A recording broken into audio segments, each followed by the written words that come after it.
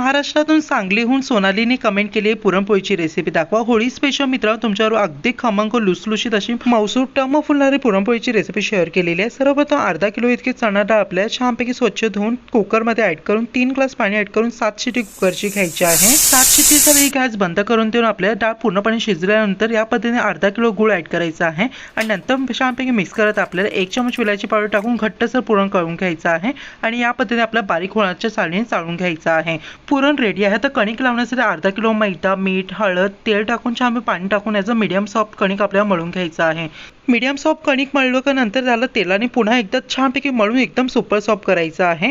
या पद्धतीने आपल्याला छानपैकी कणिक मळून एकदम लचीला करायचं आहे. त्यामध्ये छानपैकी पुरण स्टफ करून आपल्याला पोळी लाटायला सुरुवात करायची आहे. छानपैकी पीठ लावायचं, गोळ्यानं छानपैकी हलक्या हाताने पोळी लाटायची आहे. नंतर साजूक तूप लावून हाय फ्लेमवरती पोळी आपल्याला छानपैकी भाजून घ्यायची आहे. व्हिडिओ लाईक करा, आपल्या चॅनल प्लीज सबस्क्राईब, तसे फॉलो करा. चला म्हणजे पुन्हा भेटू. हर हर महादेव.